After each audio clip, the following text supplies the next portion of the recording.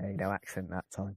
I can't always do an accent. I mean, I know that we're amazing at accents. Oh, yeah. Because remember, we teased it when we first started the Dog Seduction. Yeah. But then no one requested that we do accents, so we completely forgot about it. Yeah.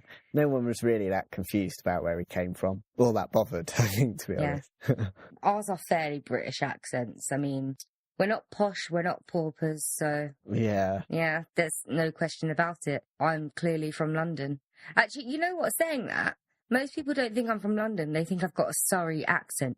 What the hell's a Surrey accent? Well, speaking from someone who lived in Surrey, and I think sophisticated. So that's just an insult to all Londoners then. It's not really an insult to me, because they think I sound sophisticated, but then that means that they don't think Londoners do. Some Londoners can sound a bit...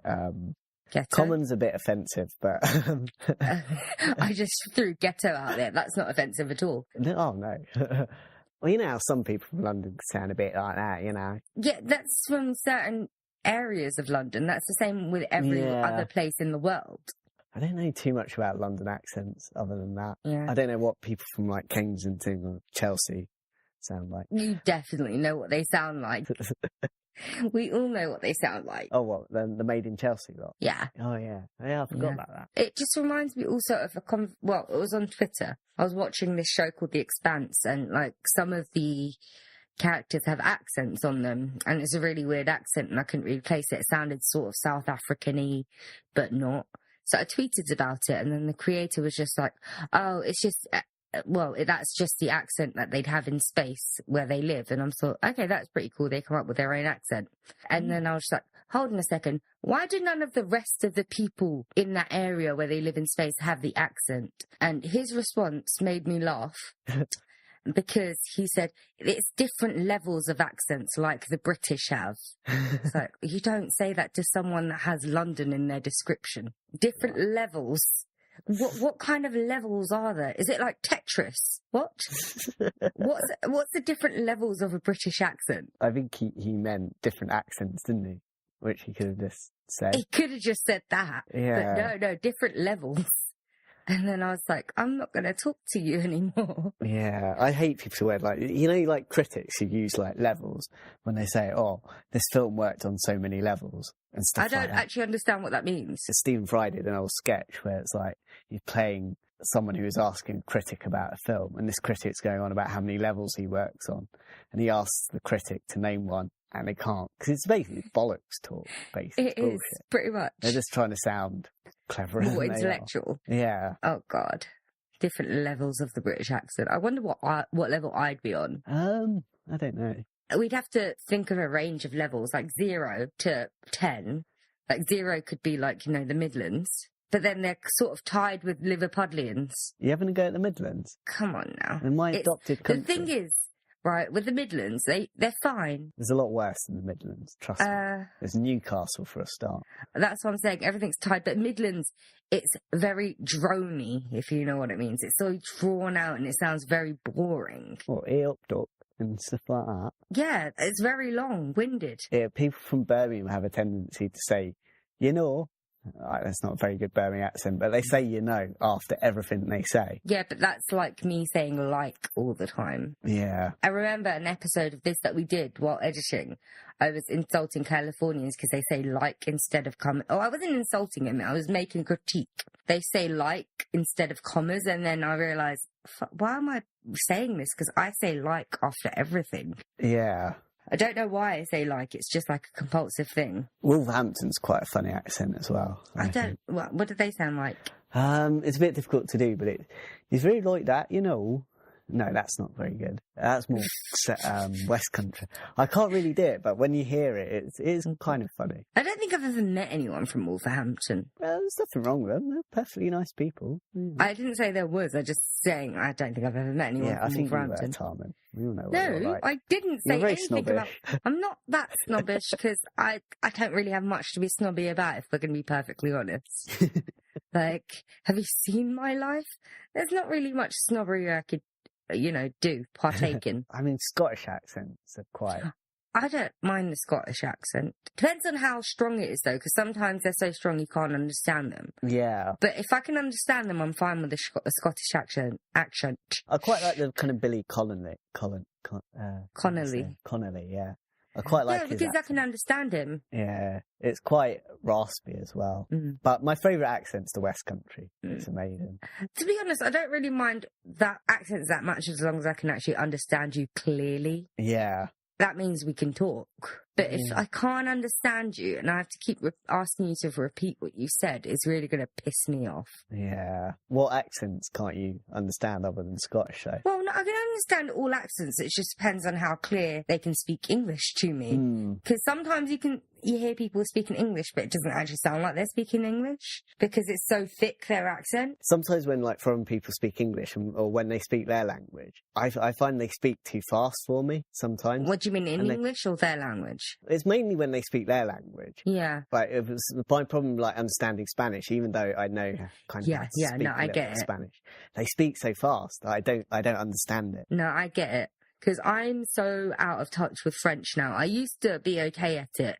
I thought I was okay at it, actually. I thought I used to be okay at it. Until you interact with a French person, or you have those tapes that you listen to in class in French, or you're watching a French film, and you're just like, wait, what? I got one word of that. All I understood was, oh mon Dieu. It's like, slow it down a little bit. Can you repeat what you said? Yeah. I have to listen to things very slowly, but some foreign people speak very softly, and like my hearing's not the best. So I can't quite understand what some people like saying sometimes. Yeah, it's like Arabs though, because some Arabs, I guess it's because there's different languages there, but some of it's like they're really loud and overemphasize everything. Others are really soft and quiet. Yeah, it's like my neighbours, they're Turkish and they own the chip shop up the road, and they've kind of got a nice relationship with them. You know, you say hi and because you get chips from them. Yeah, and then my neighbours, so you have that kind of conversation. But like they are quite soft spoken sometimes. Like you have to say pardon, and you always feel a little bit rude sometimes saying pardon. Yeah, I do as well. I'm like, can you please repeat that? Oh my God, they're going to think I'm a right winger or something when it's actually that I just don't understand a word they're saying. Yeah, I'm just afraid they think of me like some typical like English racist who's like, what? You know, can't constantly understand what, you know, foreign people are saying. But yeah, I get that a lot from the English racist people. Do you? Yeah. But your accent's pretty clear. I was joking. It's one of your funny jokes again. Yeah.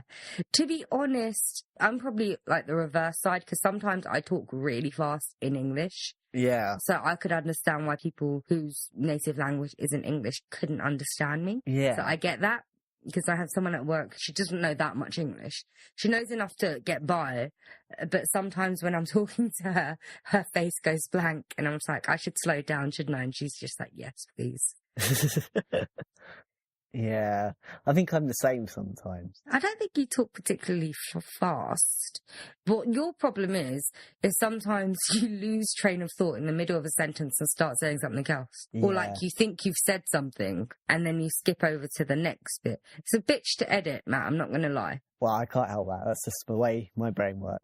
But then you pause a lot, so that gives people time to catch up. You do the kind of like, you say kind of like in the middle of sentences while you're catching up and trying to get your head into the same place as your mouth. Yeah. That's only during the podcast though, isn't it? Mostly. Oh, do you not do it in real life? Not really, no. To be honest, I don't play you back in real life. I only play you back in the podcast. Yeah. So you might do it in real life and I haven't noticed. I don't think I do. I try not to. I think it's only because when I'm doing a podcast, I'm thinking more, maybe. Yeah. And I have to pause to think because it's hard work thinking. Yeah. Maybe I don't say like that much in real life. To be honest, I stopped listening to you a long time ago. Fuck you, Matt. Fuck you. You know what? Those presents I got you, I kind of want them. I'm keeping them. Oh, okay. I used my own mind to get them this time. So I like them. You used your own money to get them? My own mind. Oh, mind. Sorry, like I have hay fever and I've taken so many pills, more than the recommended dose. So I'm like kind of out of it. But the thing is, you're only supposed to take one, but one is never enough. Oh, no. One a day to last you 24 hours. Bullshit. It lasts a couple of hours and that's it. Then you're on your own. Then you're crying in the middle of the street and your nose is all running, you're sneezing constantly. I think that's the same with most drugs, isn't it, really? What, you're supposed to take one a day? Well, no, they're addictive. You want more than one, don't you? Well, they're not addictive. I'm addicted to the feeling of not getting hay fever. That's what I'm addicted to. I'm addicted to not sneezing. I'm addicted to not having sore, red, watery eyes. Your addictions are so selfish, Tom. I'm addicted to not getting all itchy on my throat and my ears and my skin. Selfish addictions. Yeah, dangerous. Anyway, I think maybe like intro music, and then we have to see, I did it again, maybe like intro music, like now, like, yeah, maybe? Boo-hoo. Boo-hoo. Welcome to the Dorks Deduction Podcast, where we talk about stuff.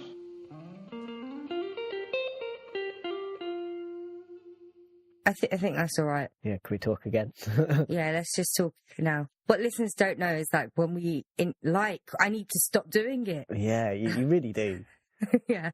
What listeners don't realise is that when we introduce intro music, we pause for about half an hour, just in case, we ever change our intro music. It's not like we can cut this. Yeah. Yeah, we don't cut this at all. Yeah, what you hear is us. Yeah, this is not edited whatsoever. No. I do not have 40 minutes worth of outtakes, and that's after cutting out some outtakes that I had earmarked. Yeah, no one cuts out Tarman's mistake. Yeah, the thing is, the outtakes reel is mainly my mistakes because I leave yours in the episodes. I think. So the outtakes reel is just like the Tarman show. God, that must be amazing. Yeah. Have you listened to it? Oh, not yet. I only read the message today, How did you only read the message today? I completely missed it somehow. I sent it to you on Monday. Really? Jeez. The early hours of Tuesday morning, maybe. Wow, that's the problem when you send me stuff early morning. I get Instagram notifications and stuff like that. Just move it away. You knob jockey. Just because I'm popular on Instagram. Well, I don't live my life in the social media. I live it in real life. I'm for real. Yeah. You're only on Twitter. Yeah. And So that's only when I'm watching something. Ah. Or when I need a break from work and I decide to scroll through and see what's happening in the world. Yeah. Yeah. So I read the news websites for that. Yeah, I do that while I'm sitting in my office and, supposed to be doing work. That's when I read the actual articles. I don't do that in my breaks, Matt. No, I get them in small 140 character nuggets. Wow. Yeah. Yeah, so much you can say in 140 words. 40 characters. Characters. It's not even words, characters. God. That's probably why I don't use it as much as I could do. Yeah, it's too limiting, isn't it, for you? Really? Yeah, especially things that I ramble on. And I don't like doing the shorthand writing. Sometimes I will separate my rants into separate posts. And at the end, I'm just like 1 of 5. Well, at least it's an outlet for you. Yeah. Speaking of Otherwise, real you'd be or talking fake... to us. What? Otherwise, you'd be talking to us. Fuck off. Speaking of real and fake... Real and fake. I don't know. I was hoping to segue into my friend's wedding, but I don't know how I'm going to get to my friend's wedding from this point. I was going to do a segue about rotting food to... How? Okay, if I'm not going to get to my friend's wedding, how are you going to get to rotting food? No, I was going to try and get it from rotting food to rotting bride. How are you even going to get it to rotting food? I've got no idea at the moment. I was going to think of an anecdote about rotting food. But the thing is, I had an anecdote, but I needed to somehow get to that anecdote. And it's been 15 minutes now, 16, 17 minutes now. So I figured, oh, you know what, it's not going to happen. So I'll just try and move it along now. Yeah, I mean, your anecdotes are fine. I mean, the segue last week was poor. My segue was just better, but let's not get too fussed about this. But your segue is now in the outtakes. What? That was a brilliant segue. I know, but you fucked yourself over, remember? You fucked it over. How did I fuck it over? You fucked it over. You were jealous about how great that segue was. Oh, so Lord. You cut it out for your one. Some people say that bridesmaids are jealous of brides on their wedding days, but I'm not jealous of my friend who is getting married. Really? Yeah. I've actually been looking up little anecdotes that I could tell on her wedding day because of speeches and stuff. I don't know what I'm supposed to do at weddings, Matt. You're not going to tell her about the anecdote of the bride that decided to hide somewhere, are you? I was thinking of doing so, actually, because I thought that might be really funny. But you've met her, so I think she'd kill me. Have I? Who? Yeah, Jodie. Oh, yeah. Yeah. So she'd probably kill me. I'd be the Yeah. one going into hiding, I think. Yeah. Also, that's a bit grim telling that at someone. Yeah, no, that's why I thought it might be funny, but it's not my day, is it? No. Not everyone's got your sense of humour, right? No.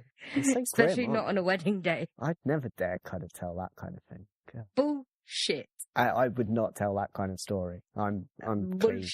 Bullshit. Anyway, well, tell us about this bride. Well, Matt, Mm? can I sound like me now rather than animated, forced individual? Yeah. Okay, so there's a legend, an urban legend. Legend. Some people may know of it. It is called the Legend of Bride and Seek. Or, the missing bride, if you want to be more obvious about it. But I prefer Bride and Seek. It's got other names as well, hasn't it? It had quite a few lists. It has quite a few, yeah. The Mistletoe Bride, is that one? No, we'll come on to that afterwards. Ah.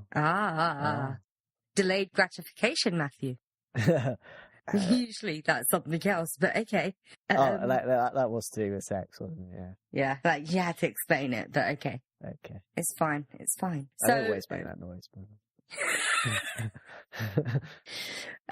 So there are a few different versions of the story. So do you want me to give you the gist, or would you want to hear one that's actually been written and thought about? The second option. Okay, so not from my mind, from someone else's mind. Yeah. Okay, I shall get to my sheets of paper. I was overemphasizing the sheets of paper. Okay, so these are a collection of the Bride and Seek stories from Thought Co, which is actually a really good website, and I'd recommend it because it's quite interesting. It's got quite a lot of stuff on there. Is that where you get quite a few of your stories from? No, I've only just found this one. Oh, okay. I'm also saying that because I don't plagiarize like certain other dorks on this podcast. Like, I give the rights to whoever. Shut up. But also, like, the Thought Code didn't actually write these. They collected them from the internet, so I have no idea where they originated from. So you are plagiarising now. I've given you all the references I can. What more do you want? Not good enough. I was thinking of writing one myself, but they all seem to follow the same model. And, like, what's the point? No, I don't think we need to put the listeners through that. Hey, my writing is amazing. I've seen some of your creepypastas. I haven't written any. I bet you have. Anyway. Yeah. This is the first story that Thought Co. has collected. A young woman was about to get married, and she decided she wanted to hold the wedding in the backyard of the large farmhouse where she grew up. It was a beautiful wedding, and everything went perfectly. Afterward, the guests played... I'm going to stop saying comma. I thought it was fun, but then I realised, there was quite a few commas in this, and I can't be bothered. Yeah. Afterward, the guests played some casual party games, and someone suggested hide and seek so they could get the children to play too. It wouldn't be hard to find a place to hide around the house. The groom was it, and the bride wanted to make sure that she won the game. When no one was looking, she slipped inside the house. She ran up to the attic, found an old trunk and hid in it. No one could find her. Her new husband wasn't worried, though. He figured she must have just gotten tired and went inside to rest. So everyone went home. The groom looked around the house, but he couldn't find her anywhere. Her and her parents filed a missing person case, but she was never found. A few years later, when her mother died, the woman's father went to go through his late wife's things that were collecting dust in the attic. He came to an old chest. The lid was closed, and the lock was rusted over and holding it closed. He opened the lid and was terrified to see his daughter's decaying body in the chest. When she hid there, the lid had closed and the rusty parts of the lock had latched together, trapping her there. Ooh. Bisto. No, that's Bisto. what this has got to do with it, I don't know. But yeah, that sounds creepy, that does. Yeah. Do you want another one? Oh, yeah, yes, please. Let me see how many I've actually got. I'm gagging for another one. I've got 2 more left from ThoughtCo, and I've got 1 from somewhere else. Oh, Ooh. where'd you get that one from? I can't... It cut off. I didn't write the website's name on this sheet. So I have no idea where this other one's from. Oh, yeah, Snopes.com. The other one's from Snopes. Anyway, number 2 from ThoughtCo. Back in 75, a young couple, both 18, decided to get married right after high school. The father of the bride lived in Palm Beach in a mansion and was able to afford a big wedding for them. To make a long story short, they got married and the wedding was beautiful. After the wedding, they had a big reception in an old building and everyone got pretty drunk. Apart from the bride and groom, because, you know, they have to be 18 to drink in America. So, they're not 18, 21, that's it. It's 21, isn't it? Yeah. You have to be 21 to drink in America. So if you're getting married at 18, you can't drink at your own wedding. Everyone should get drunk at their own wedding. That's just a little disclaimer there for you. I don't think people should get married at 18. Okay. After the wedding, did you want to put something in? No, I'm fine. I'm not as moralistic as you. Okay. After the wedding, they had a big reception in an old building and everyone got pretty drunk. When there were only about 20 people left, the groom decided that they should play hide and seek. Everyone agreed and the groom was it. They all went and hid and the game went on. After about 20 minutes, everyone had been found except the bride. Everyone looked everywhere and tore the whole place apart looking for her. After a few hours, the groom was furious, thinking the bride was playing a horrible trick. A terrible trick, I'm sorry. Terrible, not horrible. Eventually, everyone went home. A few weeks later, the groom, having placed a missing persons report, gave up looking for her. Heartbroken, he tried to go on with his life. 3 years later, a little old woman was cleaning the place up. She happened to be in the attic and saw an old trunk. She dusted it off and, out of curiosity, opened it. She screamed at the top of her lungs, ran out of the building and called the police. Ooh. Okay, 1 second. It's not over yet. I was turning the page. Apparently the bride had decided to hide in the trunk for the game of hide and seek. When she sat down, the lid fell, knocking her unconscious and locking her inside. She suffocated after a day or 2. When the woman found her, she was rotting, her mouth in the shape of a scream. Jesus. The thing is, that was 3 years. Like, wouldn't the rotting have been over by then? I don't know how quickly it happens, to be honest. I guess it might be preserved somewhat being in an old chest. Who knows? I think it can take up to 10 years to rot, can't it? Maybe. I've got no idea. I've not had any experience of it, so. Bullshit. I haven't. I've never been decaying. I've never decomposed. If you say so. I like this one more than the first one because there's more imagery involved. Yeah. So it's more creepier and disgusting. The poor old little lady as well, getting a bit of a fright. Yeah. So that's all right, nosy old bugger. She was the cleaner. See, that's what you get when you clean things. You know, these clean freaks, they deserve it, to be honest. Okay, so do you want more or no? Oh, I'm always wanting more. Oh, by the way, all of these ThoughtCo ones, they start with "as told by a reader." Oh, who's the reader? I think that just means one of the readers of ThoughtCo submitted it. Ah, right. Still no names. Isn't that enough referencing, Matt? It's not good enough. Plagiarised shit. I referenced the Cleveland Police Museum last time. Thank you. After I said, "Where are you reading this from, Matt?" In the episode, that's how it sounds. I clearly said it. In the outtakes, it'll probably be in there, won't it? Lies. How would you know? I mean, you haven't listened to the outtakes. I even gave it to you. I gave you a rough draft. Guessing they'd be in there. Bullshit. Anyway, a bride and groom were both very young, around 16 this one. 16! Bloody hell. Teenage brides, go. Maybe this is like to teach teenagers not to get married. Yeah. A bride and groom were both very young, around 16, but decided to get married anyway, as was the way in those days. What days are these? That was me. That was not part of the story. Oh, right. Well, no, if it is the old days, then maybe. You know, like the 80s or something like that. The 80s? No, more like before. The 1800s. Yeah, the 1800s. I was being facetious or whatever. Right. It was a huge, elaborate wedding, and the reception was held at an old mansion, an heirloom of the family, of sorts. How can it be of sorts? It's either an heirloom of the family or not. I don't know. Yeah, I see what you mean, I guess. I feel like we're doing a creepypasta episode now. Yeah. After most people had left and all were drunk of wedding champagne, the bride whined she was getting bored. When asked what she'd like to do, she grinned and said she always loved a good game of hide and seek.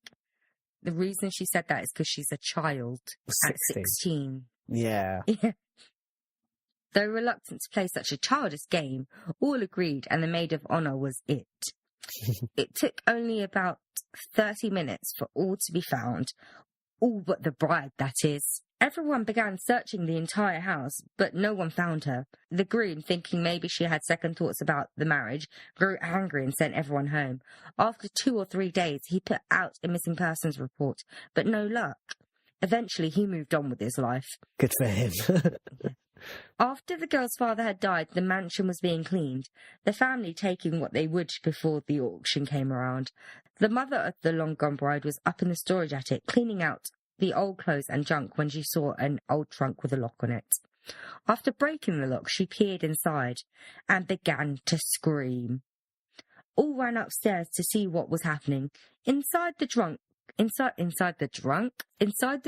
was the bride, dead after the lid fell on her head and crushed part of her skull, although she was still grinning at her little game of hide and seek. That's a bit sinister. I think that's quite charming, actually. It is, but it also shows that this urban legend, isn't that adaptable. They've all sounded sort of the same, other than a different setting and different people finding the body. Yeah. And different ages of the bride and groom, although they seem to be very young, which is probably makes sense why they're playing hide and seek, because I was wondering who plays hide and seek at a wedding, apart from me when I'm trying to hide from family members. It is quite immature. I mean, just really. Quite. Yeah, I mean, I think in general it tends to be the bride that seems to initiate the hide and seek, isn't it? Apart from the one with the children, maybe. I can see that, but I mean, I don't know, most weddings, children just have to sit and do what they're told. Yeah, they do. I mean, I didn't realise that children always got invited to weddings. Aren't there some weddings where children aren't allowed? I don't know, most of the ones I've been to, there's been children. Well, me too, but that's because it's Asian weddings and, like, everyone and their neighbours goes. Well, I think white people invite children. I don't think they're banned. I just don't think, like, weddings are really the place for children. Who's watching the kids? Everyone's getting drunk. I think they're not. They don't tend to be at the reception so much. Oh, maybe not. They're there for the meal, but then as soon as it gets to people being drunk, they go home. With the parents, who are the ones getting drunk. And if you've got children, you tend to go home. Those kids ruin everything, don't they? Yeah, poor parents. It's the only chance they have to get drunk as well. Yeah, and then they have to go home. Open bar, go home. Yeah. Bullshit. Well, they could drink while they're driving home. Hey, it happens. It happens. We all know it. I'm not advocating it, but, you know. No one's advocating it. But I am saying, you know, hint, hint to those people going to weddings. Yeah, go out and drive drunk. Leave your children as orphans. Yeah. They'll lead happy lives. You'll leave them some money, hopefully. And, you know. Well, how much money would they really have? They have kids. Kids are expensive. They're getting excited about an open bar. They're going to risk their families' lives by drunk driving because they want to have a go at this open bar. How much money could they really have, Matt? At least something. A house, at least. But it's hard to be a homeowner now, so... Well, you would probably get to live with some nice relatives for a little while. Or foster parents that couldn't give a shit about you and only take you in for the paycheck. But foster parents get paid? Yeah. Do they? Yeah, for the upkeep of the child. They get paid by the state. Oh, that child benefits, though, isn't it? Stuff like that. Is it? I don't know. All I know is that foster parents get paid. I didn't know that. Okay, so do you want to read the last one from the scope? This one's a shorty. Yeah, I want you to read it. Okay. A young couple has just been married at a large family wedding. The reception is held at the bride's grandmother's house. After they have had dinner and a cake and such, they all decide to play hide and seek, which has been a tradition in the bride's family for quite some time. At least they're trying to make sense of the playing hide and seek this time round. The bride, knowing the house, decides to hide in the attic in a large chest, but when she climbs in, she slips and the lid to it comes crashing down. It knocks her out and she is now locked, unconscious, in the chest. I already like this one better because we actually see the incident. Yeah. Okay. Meanwhile, the rest of the family is searching for her and is starting to get worried. After hours of calling for her and searching the house, they call the police, who are also unable to find the missing bride. Shit police then, aren't they? She's in the house. You'd think they'd check, this family's large chests, wouldn't you? Yeah, and attic, and every nook and cranny. Exactly. The bride eventually wakes up but is unable to get out, so she starves to death. Oh. Years later, the bride's younger sister is married, and when she turns to hide in the very same chest, she is horrified to find her sister's remains rotting away in her wedding dress, now covered in blood from her frantically trying to claw her way out. Ew. That's actually more realistic, though. Yeah, that's when people wake up from being buried alive, they do try and get out. They don't just sit there waiting for death to come. Like, even if they aren't thinking about it, they've accepted it mentally. Everyone's got the mode of survival in them. Does it mention anything about this, like this woman being an emo or something like that? Nah, why? Because then she might just sit there. Maybe. But no, do emos usually get married though? No, they're dead by the time they're 20, aren't they? Mostly. I don't know. I say nothing. Or they've come out of that phase by the time they're 20. Yeah, I think emo's a phase. I don't think people are lifelong emos. Yeah, they just don't like hearing that, though, do they? Yeah, I know, but it's bullshit because you're an emo for like maybe a couple of years at a push when you're a teenager. Yeah. And then you ease out into grunge status, and then you even further ease out into just wearing dark clothing. And then you become a proper human being. Yeah, and become a civil servant or something like that. Yes. Can you imagine emo civil servant? Yeah. That'd be great, that would. So what do you think of the stories, Matt? I mean, they're all pretty much samey. Yeah. They all follow the same path. I quite like them. There's something quite almost like English ghost story about them, but without the ghost, perhaps. I think. Yeah. I think it is they're quite interesting. They are. I think it also plays on someone's life ending just as it's beginning. Because a marriage is the start of a new life, isn't it? Yeah. Typically. That's what it's thought of. But also I think there's a slight sense of, the groom perhaps being a bit insecure as well. Yeah. And I love how in these stories, the groom has just always moved on. I get trying to move past it and trying to build a life. Like, if your wife has not just died, it's just disappeared. There's no closure for you. Would you just move on, get really pissed off and move on? I don't know, if you believe she's run away, perhaps you feel a bit. Even if it doesn't matter if you're a man or woman, I think you'd feel a bit pissed off if someone just decides to leave you. If that's what you think's happened. Yeah. True. I can see. I mean, after 3 years, I'd expect you've probably moved on. Or at least started to. Yeah. You'd have to be a bloody emo to not have moved on by that point. So do you think this legend actually comes from truth or not? It's actually kind of believable in a way. It's not out of the realms of possibility, like some of the things we've had to do episodes on. Yeah. I think as an urban legend, it's quite believable in a way. Did you know it was actually referenced in a Hitchcock film? Is it? Yeah, Rope. Rope. Oh, I've never seen that one. Neither have I, but I've got it written in front of me. It referenced in the Hitchcock film Rope. I can imagine. It's got a very kind of horror story kind of. Yeah. So Rope was made in 1948. So the legend dates back to at least that. Yeah. But the tale is apparently a lot older than that and is recounted in a ballad. Let's call it a ballad. It's not a song, it's not a poem, it's a ballad. Yeah. By Thomas Haynes Bailey, who lived in 1797 to 1839. So I think it's safe to say that he wrote it in the 1800s. Yeah. So for web urban legend. It's very, very old. Yeah. And would you like to hear the original ballad? Oh, yes, please. Okay. The mistletoe hung in the castle hall, the holly branch shone on the old oak wall, and the baron's retainers were blithe and gay, and keeping their Christmas holiday, the baron beheld with a father's pride. I am turning the page, Matt. His beautiful child, Lord Lovell's bride, and she, with her bright eyes, seemed to be, and the next line is, the star of that goodly company. I'm weary of dancing now, she cried. Here, tarry a moment, I'll hide. And Lovell, be sure thou art first to trace the clue to my secret lurking place. Away she ran, and her friends began each tower to search, and each nook to scan. And young Lovell cried, Oh, where dost thou hide? Mm-hmm. I'm lonesome without thee, my own dear bride. They sought her that night, and they sought her next day, and they sought her in vain while a week passed away. In the highest, the lowest, and the loneliest spot, young Lovell sought widely, but found her not.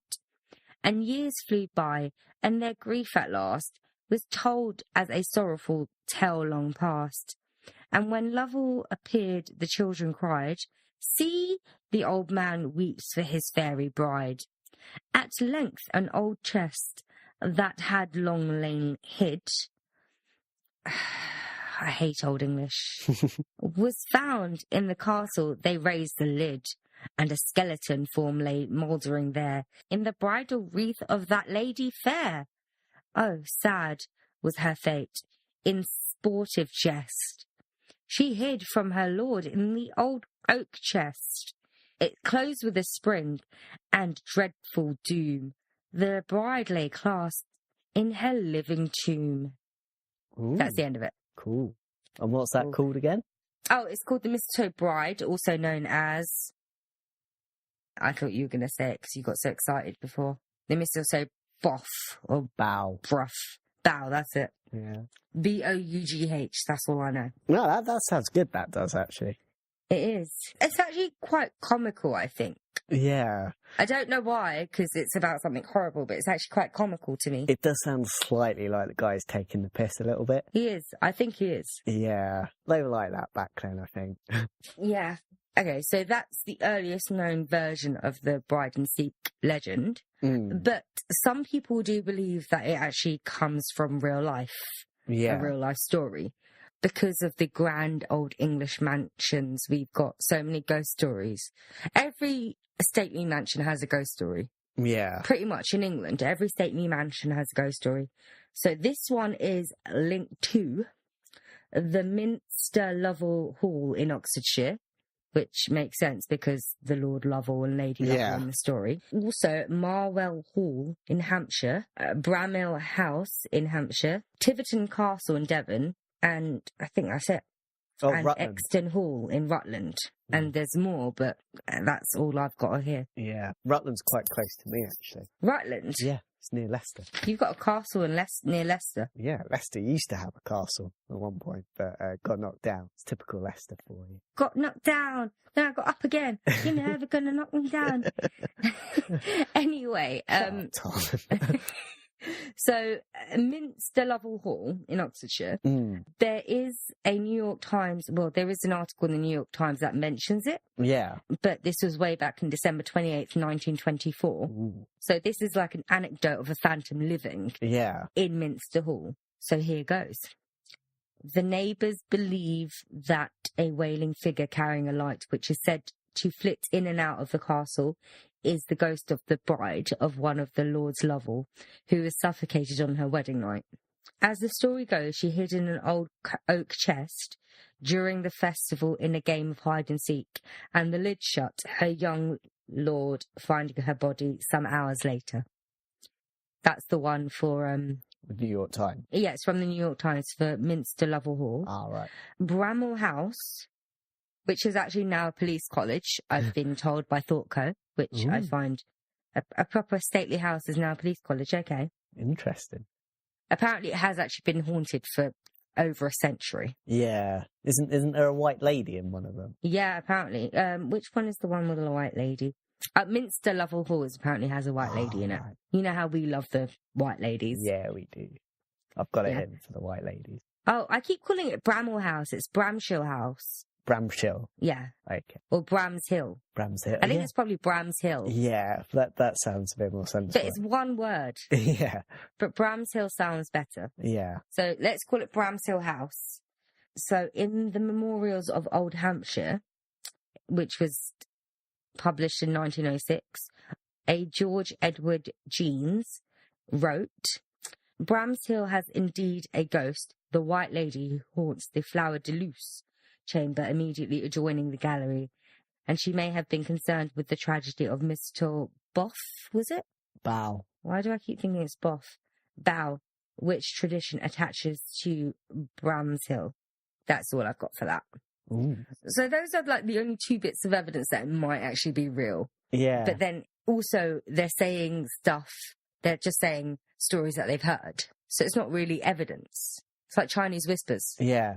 Wasn't there a book as well? Poem or something like that. Some guy wrote that he kind of... it's an Italian Samuel thing. Rogers. Yeah. No, I don't think he wrote a poem. I think he included the mistletoe bow in a collection of poems. Ah, right. And he believed it was an anecdote, a real story. Yeah. But he didn't actually provide any evidence. Yeah. For that. Yeah, so he wrote in his compilation that he thought that the story was real, and to quote, he says, the time and place are uncertain, and many old houses in England lay claim to it. But to be honest, I feel like if someone's living in an old stately mansion, no matter what time that they're living in, they're going to be rich, they're going to be wealthy, they're going to be society people. If that had happened to them, it wouldn't just be rumours that something had happened in the house. It would be fact, right? Because the press would latch onto it. It depends how old they. True, but like the legend of King Arthur lives on, and that was what, 10th century? Yeah, well, that's a bit different though, isn't it? Maybe. I don't Maybe. I don't really believe it. I think people want to believe it. I'm sure shit has happened in old mansions, but this, purely because I know this is a stupid reason why I don't believe it. You don't play hide and seek at a wedding. Yeah, certainly not now. You wouldn't. So I don't understand why you would ever play hide and seek at a wedding, and the bride doesn't. Especially if this was centuries ago. What kind of? It's always the bride initiating the hide and seek. What kind of power does the bride hold over the activities of the wedding? Might do. She's quite rich. Centuries ago. She's quite rich. Yeah, still. She's quite rich, though. But she's They marrying into weren't even all more wealth. miserable bastards back then, you know. I still don't believe it's real. Yeah. I don't necessarily think it's as it's told. Maybe something like that has happened, but... Yeah. It sounds like a mixture. It could be like... It could have happened to a real person, but not necessarily a bride, maybe. Possibly. I don't know. It could be like they just added on that bit about getting married to a story about some idiot locking themselves in a chest. Yeah, I'm sure that's happened. Someone's locked themselves away somewhere and they've died. Yeah, I mean, if you do that, you're just an idiot. Really. Yeah. But I'd like to take this moment to anyone that's listening out there that has recently gotten married and you're missing your bride. The chances are she's actually just run away. I don't think that she got locked in a chest because you were playing hide and seek with her and she's rotting there. So you probably can move on. But check anyway. Just check the chest in case. Yeah, just double check. Like, whenever you can't find, your keys or something. Yeah. And you didn't leave it in your pocket because you always leave it by the front door. Yeah, make sure check in your pocket. You might have put it there. Yeah. And make sure you properly get into the chest and look. Yeah? Yeah. Make sure the close the lid slams as you well on the head and makes you pass out. Yeah. And then you wake up, you suffocate or starve to death while trying to claw yourself out of the chest. And they'll be thinking of us when they do that as well. How big are these chests that both of the bride and the groom are going to fit in there? And if it's like a kind of chest that, Harry Potter, that Moody's in. True, but the thing is, I know you're going to shoot me for saying this. The thing is, that wasn't real. Oh, fuck off, Tommy. Anyway, I don't think there's anything I can really say about this now. Anything you want to say? No, other than that, I dislike it. I think it's got a real kind of gothic, creepy side to it. It does. I like it. Yeah. I just wish it was more adaptable. I mean, or actually, it might just be because of the ones that we were reading. Maybe they weren't very good writers, but maybe more twists and turns or something in it to make it different, because they all pretty much sound the same. Be nice if it was a bit more longer and perhaps a bit more sinister. Even more sinister. Yeah, I like the ones that have more... Someone tells her to hide in the chest or something. That would make it sinister. Yeah. Because then there's foul play there. Yeah. And that person that tells her to hide in the chest is the beneficiary of her life insurance policy. Yeah. Or... even though her husband is contesting it, and then her husband takes it to court because he's contesting it. Yeah, and, like, he drops off because... well, they don't give it to him because they've only been married a few hours. But then the husband still doesn't like this, and the fighting ensues, and then the husband goes missing as well. Basically, everyone dies, and this killer gets everything he wants. Have you ever thought it could just be that this husband really didn't want to get married to this woman? And he just found a way of her ending up in a big chest? Yeah. Maybe in all of these cases, it's the husband that's actually writing these stories. And that's why it's always in saying that she initiated the game of hide and seek. Maybe. Maybe we're reading too much into it. Yeah, and he was really, let's play a game of hide and seek, okay? Yeah, it's like that movie, Hide and Seek, Robert De Niro. He played with his daughter. He has, like, split personality. Yeah. Maybe the groom has split personality disorder. And he's playing hide and seek, and he's it. And he says, you know what, the other him, like the split personality him, tells the bride, you know what, I'm going to help you hide, and I will pretend to find you last. Yeah. And he knocks her out and hides her in the chest. Or he could have just, like, murdered her. Not particularly in the chest, but he could have just dumped her there later. Yeah, but then they could have found out a different cause of death. True, but... blunt force trauma, I guess, could... blunt force trauma, I guess, could do it, because then they just think the lid hit her head on the way in. Yeah, but then it depends on the object that they used the husband used to kill her. Yeah, because I was just thinking, like, because when you find the body and they ask, oh, what's she doing in there? You could say, like, she's playing hide and seek, and somehow she ended up in the chest. Maybe. That's what could have happened. Could have possibly happened, yeah. I don't think they believe him nowadays. No, back then they isn't believed it? that kind of rich guy, Yeah, gentry's kind of word. So anyway, yeah, I think we should wrap this up. Yeah, I mean, it was a light hour. It was a light episode after all the murders that we've done. Yeah, sure, we're going to go into murders next week again, but it was a nice break. Yeah, nice. I like finding a nice rotting corpse in a chest. This kind of keeps it light, doesn't it? Yeah, it's weird that, isn't it? Yeah. This is the lightest episode we've had in a while, and it's about a rotting corpse of a bride. Yeah. Really quite grim. But oh well. I know how I'm killing myself. Anyway, I think we should bid good day. Yes, and good riddance. Because it was me saying this won't top more than 40 minutes. Yeah. But to be honest, I'm going to have to cut so much of me saying, hold on a second. And rustling of papers. And hey, I'm leaving the rustling in. That adds realism. We're the Ken Loach of podcasts. Realism's not always what you want. Okay, if you say so. Particularly. But I like my rustling of papers. It makes it look like I've done research. Oh, it makes you I did. Makes you sound prepared, does it? Yeah. Okay. Well, to be honest, I always usually have loads of pages around. Sometimes I handwrite all my notes. But then, like, my hand hurts and it takes up so many different pages. Oh, yeah. And I was like, you know what? I'm just going to print off loads of pages of websites and then just highlight. It's easier. Yeah. It took me a while to figure that one out, but I figured it out and I'm going to continue. Yeah. You've got your style. Yeah. Anyway. Yeah, we've got to be going. Yeah. So, goodbye. goodbye. And I really hope you're not listening to this while you're getting ready for your wedding. No. But if you are, that gives you a good tip not to play hide and seek at your wedding. Yeah, good luck. Yeah, good luck with your marriage and all your endeavours. And mate, if she goes missing, she's probably run away. Don't worry. Yeah. Yeah. Hope you don't end up dead. Hopefully not. Don't go anywhere near chests, old oak chests. Or Maybe don't get married in an old, creepy, stately mansion. yeah, I don't know. These women and their big chests. I don't know. I think that was a joke from the 70s. I think It was. You time travel. See, you time travel, Matt. Yeah. You go off on all these killing sprees and then you take sexist jokes from different eras and like use them on us. Yeah. Basically, I want to turn this podcast into a carry-on film. But then I'm still here. How's that going to happen? I How? don't care about you.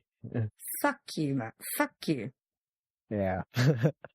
Anyway, as I've been saying for 10 minutes, I think we should say goodbye. Yeah. Goodbye. Bye.